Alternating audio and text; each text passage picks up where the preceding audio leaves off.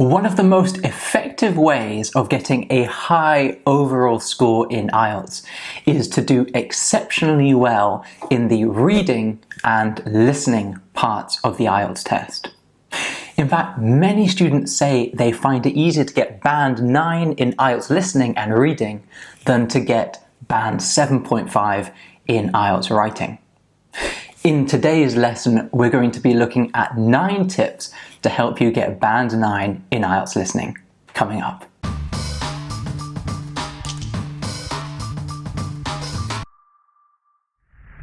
Welcome, my name is Eli and I run the website EnglishProTips.com, where we help students get ready for the IELTS test. In today's lesson, we're going to be looking at 9 tips for band 9 in IELTS listening. So tip number 1 is this: practice your concentration skills. You only get to listen once in the IELTS listening test, so if you get distracted or let your mind wander, you don't get another opportunity to hear the answer. Remember, the IELTS listening test is 30 minutes long, so you need to be concentrating for a long period of time. It's also the first test that you do. So you have the listening test, then the reading test, and afterwards you do the writing test. The speaking test is usually on a different day, before or after these tests. As a result, before you go to do your IELTS test, it's important to activate your English. So there are some ways that we can do that. Perhaps we can listen to a podcast. So on the way to do your test, just listen to a podcast on your headphones. Perhaps you can have a conversation with someone else that's doing the test. The purpose of this is to just get you to start thinking in English. Now, one thing that I like is to watch a video in English. Now, Keith has got a wonderful meditation that you can do before you go to do your IELTS speaking test. However, I would recommend that you do this meditation before you go to do your listening test, because meditation has been proven to help a lot of people concentrate for longer periods of time, as well as help them relax. Now, helping you to relax is also very important. Part of doing well in the listening test is dealing with stress and distraction. So here are some tips to help you with that. First of all, feel prepared. In your preparation, make sure you've done a lot of practice listening tests and make sure that you know the kind of questions that appear. By feeling prepared, you're going to feel a lot more relaxed before you do your test. It's also important to sleep well, not just the night before your test, but in the run-up to your test. In fact, a lot of people say they find it difficult to sleep the night before their test. So around 3 days before your test, make sure you're sleeping well. That way, if you don't sleep well before the test, at least you've got a good foundation of rest before your test. Now, this is also important. You should be willing and able to repeat the test. Don't give yourself, for example, just one opportunity to do the IELTS test before you need to migrate to another country or start a university course. Make sure that you've given yourself enough time so that if you have to repeat the IELTS test, you've got time to do that. Even knowing that you can repeat the IELTS test will make you feel more relaxed. Also, be surrounded by supportive people. I'd never really thought that this was important, but I recently spoke to some students that did very well in the IELTS test, and they said that one of the things that helped them most was to be surrounded by their family, and their family encouraging them and reminding them that they can do well in the test. So make sure you're surrounded by supportive people. Finally, some people find it easier to concentrate for long periods of time if they've had a coffee in the morning or perhaps meditated. So if you're inclined to drink coffee or try meditation, then that would be a great way to help you concentrate. Okay, The final tip for practicing your concentration skills is to do full practice tests before your real IELTS listening test. Now, when you're doing these, notice when you lose concentration. So for example, every time your mind starts to wander or you start thinking, what am I going to have for dinner tonight? Make a note of that and train yourself to stay focused for a long period of time. Remember, the IELTS listening test is a test of concentration. Okay, tip number 2. Read and underline the questions between the recordings. So there'll be different sections of the IELTS listening test and they'll be introduced, so you'll hear instructions. Don't spend your time listening to those instructions. Instead, spend that time looking at the questions and underlining words that are going to help you identify what the answer is. So underline words that help you to fully understand the question. Okay, tip number 3. Pay attention to the written instructions. Okay, written instructions will often say something like this. Write no more than one word and or a number.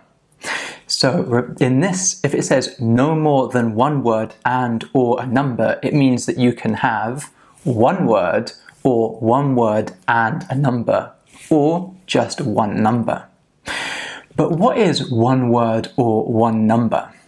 So hyphenated words count as one word. So for example, words like full-time or mother-in-law are counted as just one word. Similarly, numbers with symbols are counted as one number. So 7 a.m., one number. 20%, one number. 19th, for example, 19th of September. 19th is one number. $20.10, one number.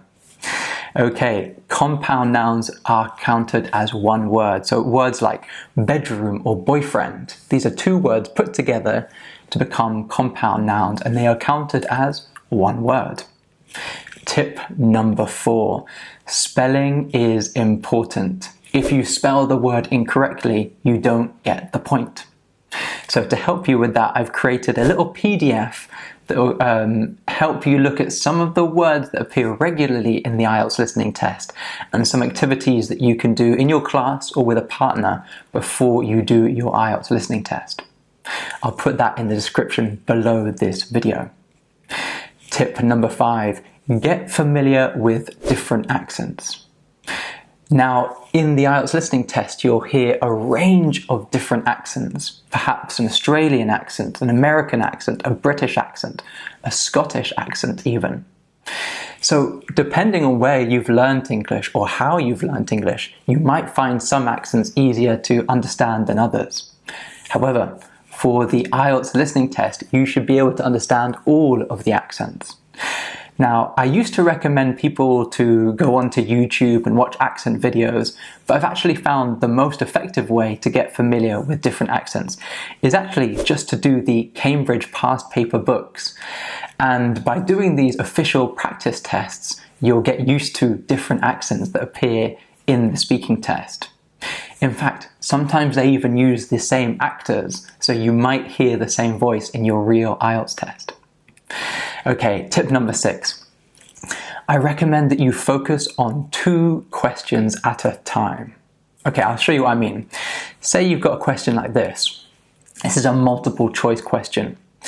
Now, you'll know that the answers come in order. However, you don't want to miss one and then as a result miss the next question. So as a result, I recommend that you focus, for example, on question 12 and 13 at the same time.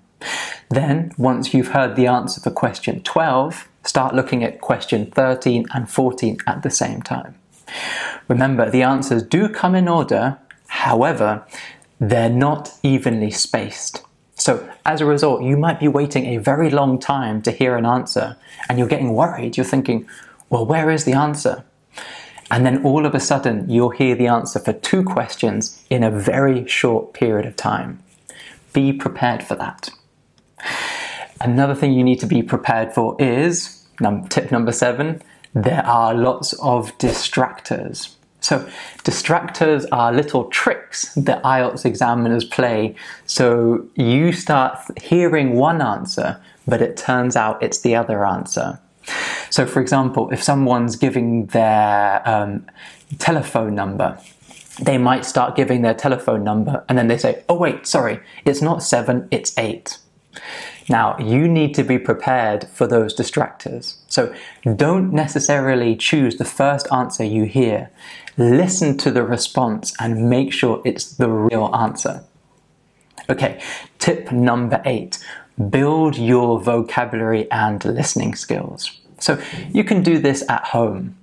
One of the most effective ways is actually just to watch television with subtitles.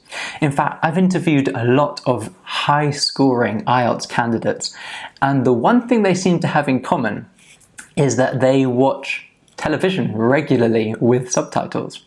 So improve your IELTS score by watching television with subtitles. What a wonderful way to study.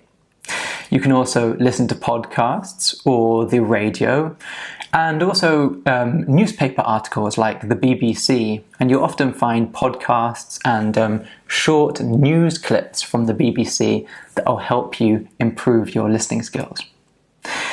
The final tip, and probably the most important tip, is to practice a lot. Now, I recommend 3 different stages of your practice. In stage 1, now this is going to be way before you go to do your IELTS test, I would recommend that you do one question at a time. So do your IELTS listening test, but just focus on one question at a time. Now, when I say one question, I don't mean question 1, I mean one question type. So for example, multiple choice questions or short answer questions. Now, what you're going to do is to try it and then read and listen to the tape script. So first of all, just try and listen to the recording and choose the answer. If you get it wrong, then read and listen to the tape script to make sure you understand why you got that question wrong. So really focus on the questions you got wrong. At that stage, it's important to work on your weaknesses. So find out, why did you find that question difficult? Was it because there was a distractor? Or was it a difficult question type? Or maybe because there are 2 people speaking. You need to find out what your weaknesses are and work on them. Also, a good idea is to keep a record of the new words. So when you're reading the tape script, see the words that you didn't know and maybe write them in your vocabulary book. What you'll find is that a lot of these words get repeated. In stage 2, and this is what you're going to do maybe 1 or 2 months before your IELTS test, you're going to change it slightly.